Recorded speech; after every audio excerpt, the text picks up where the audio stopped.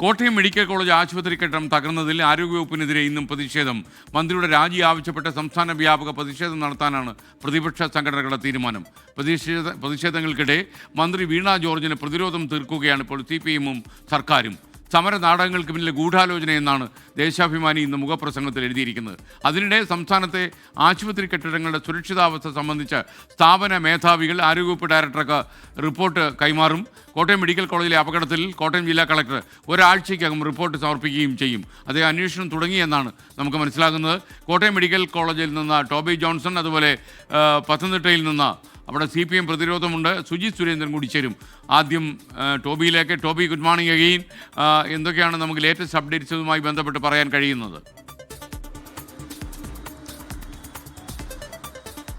SK ഏറ്റവും പുതിയ വിവരം എന്ന് പറഞ്ഞാൽ നമ്മളിപ്പോൾ കളക്ടറോട് നമ്മൾ സംസാരിച്ചു. കളക്ടർ പറയുന്നത് പ്രകാരമാണെങ്കിൽ അദ്ദേഹത്തിൻ്റെ അന്വേഷണം ഓൾമോസ്റ്റ് പൂർത്തിയായിട്ടുണ്ട്. ഒരു 4 ദിവസത്തിനുള്ളിൽ തന്നെ ഈ റിപ്പോർട്ട് സമർപ്പിക്കാൻ സാധിക്കുമെന്നുള്ളതാണ്. അതിൽ ഏറ്റവും പ്രധാനപ്പെട്ടത് എങ്ങനെ ആളുകളെ ആ ബാത്റൂമിൽ പ്രവേശിപ്പിച്ചു. ഒരു റെസ്ട്രിക്ഷൻ ഉണ്ടായിരുന്ന സ്ഥലമാണെന്ന് സൂപ്രണ്ട് അടക്കമുള്ളവർ പറയുന്നുണ്ട്. അപ്പോൾ എങ്ങനെ ഈ മരിച്ച ബിന്ദു അടക്കമുള്ളവർ അതിൽ കയറി, ബാത്റൂമിൽ കയറി എന്നുള്ളൊരു ചോദ്യമുണ്ട്.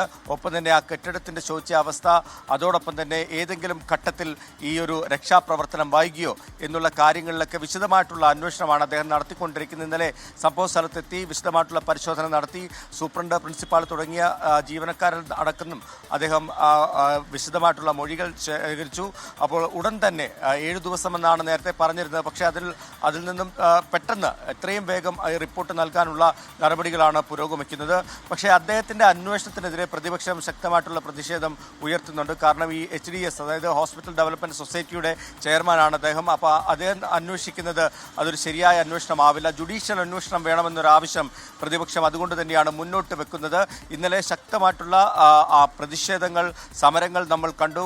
മെഡിക്കൽ കോളേജിന് മുന്നിലടക്കം ശക്തമായിട്ടുള്ള പ്രതിഷേധ പരിപാടികളാണ് പ്രതിപക്ഷ പാർട്ടികളുടെ ഭാഗത്തു നിന്നും ഉണ്ടായത്. ഇന്നും സമാനമായ രീതിയിൽ ജേക്കബ് വിഭാഗവും അതുപോലെ തന്നെ INTUC-യും എല്ലാം ഇന്ന് സമരവുമായി രംഗത്ത് വരും എന്നാണ് നമുക്ക് മനസ്സിലാക്കാൻ സാധിക്കുന്നത്. സംസ്ഥാനത്തിൻ്റെ വിവിധ മേഖലകളിലും വിവിധ ജില്ലകളിലും സമാനമായ രീതിയിലുള്ള പ്രക്ഷോഭങ്ങൾ ഉണ്ടാകുന്നുണ്ട്. അതോടൊപ്പം തന്നെ രാവിലെ നമ്മൾ റിപ്പോർട്ട് ചെയ്ത പോലെ ഈ കുടുംബത്തിന് ധനസഹായം നൽകുന്നതിന് വേണ്ടിയുള്ള നടപടികളും പുരോഗമിക്കുകയാണ്. HDS-ന്റെ ആദ്യത്തെ ഗഡു എന്ന് ഒരു സമാശ്വാസം എന്ന നിലയ്ക്ക് ആദ്യ ഗഡു ഇന്നലെ മന്ത്രി VN വാസവൻ നേരിട്ടെത്തി കുടുംബത്തിന് കൈമാറിയിരുന്നു.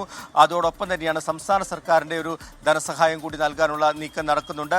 ജില്ലാ കളക്ടർ ഇന്ന് അത് സംബന്ധിച്ചൊരു റിപ്പോർട്ട് സർക്കാരിന് കൈമാറും. ആ റിപ്പോർട്ട് പരിഗണിച്ച ശേഷമായിരിക്കും സർക്കാർ അക്കാര്യത്തിൽ ഒരു തീരുമാനമെടുക്കുക. എന്തായാലും ഒരു വശത്ത് ഇത്തരത്തിലുള്ള അന്വേഷണവും മറ്റു കാര്യങ്ങളും നടക്കുമ്പോൾ മറുവശത്ത് ശക്തമായ പ്രതിഷേധ പരിപാടികൾ മുന്നോട്ട് പോവുകയാണ്.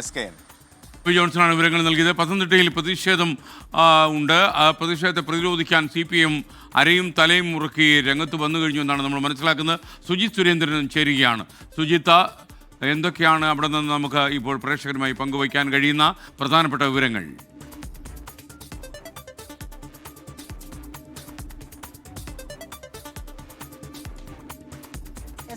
വീണ ജോർജിനെതിരെ ഉയരുന്ന ആരോപണങ്ങളെ ശക്തമായി പ്രതിരോധിച്ചുകൊണ്ട് പത്തനംതിട്ടയിലെ CPM രംഗത്തെത്തിയിരിക്കുന്നു. ഒപ്പം തന്നെ മറ്റ് MLA-മാരും രംഗത്തെത്തിയിരിക്കുന്നു എന്നുള്ളതാണ്.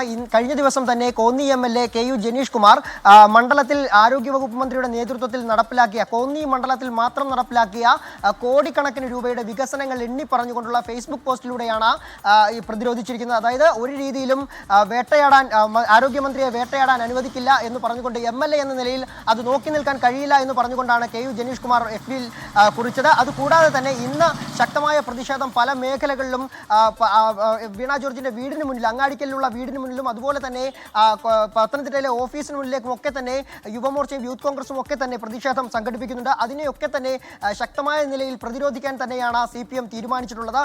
CPM ജില്ലാ നേതൃത്വം ഈ കാര്യത്തിൽ ശക്തമായ ഇടപെടലുമായി രംഗത്ത് എത്തിക്കഴിഞ്ഞിരിക്കുന്നു. കഴിഞ്ഞ ദിവസം ഈ പാർട്ടിയിൽ തന്നെയുള്ള ചില ആളുകൾ, മറ്റു ചില നേതാക്കന്മാർ പരോക്ഷമായി മന്ത്രിയെ വിമർശിച്ചുകൊണ്ട് ചില പോസ്റ്റുകളൊക്കെ വന്നപ്പോൾ അതിനെതിരെയുള്ള വിശദീകരണങ്ങൾ അടക്കം തേടിക്കൊണ്ട് പാർട്ടി ഒറ്റക്കെട്ടായി നിന്നുകൊണ്ട് ആരോഗ്യമന്ത്രിയെ സംരക്ഷിക്കാൻ കൂടെ നിൽക്കണമെന്നുള്ളൊരു ആഹ്വാനമാണ് ജില്ലാ സെക്രട്ടറി അടക്കം നൽകിയിട്ടുള്ളത്. എന്തായാലും ഇന്നും പത്തനംതിട്ടയിൽ പ്രതിഷേധം ശക്തമാകുമെന്നുള്ള കാര്യങ്ങൾ തന്നെയാണ് നമുക്ക് മനസ്സിലാക്കാൻ സാധിക്കുന്നത്. മന്ത്രിയുടെ രാജി എന്ന ആവശ്യത്തിൽ നിന്നും പിന്നോട്ടില്ല എന്ന ഒറ്റ തീരുമാനത്തോടു കൂടി തന്നെയാണ് യൂത്ത് കോൺഗ്രസ് പ്രതിഷേധവുമായി രംഗത്തെത്തിയിട്ടുള്ളത്. ഇന്നലെ കൊല്ലത്ത് നടന്നതിന് സമാനമായ രീതിയിൽ തന്നെ വലിയ രീതിയിലുള്ള പ്രതിഷേധങ്ങളൊക്കെ പത്തനംതിട്ടയിലും നടന്നിരുന്നു. ഇന്നും ആ പ്രതിഷേധങ്ങളുടെ തുടർച്ച തന്നെ ഇവിടെ പത്തനംതിട്ടയിൽ ഉണ്ടാകുമെന്ന് തന്നെയാണ് നമുക്ക് മനസ്സിലാക്കാൻ സാധിക്കുന്നത്. Okay, thank you.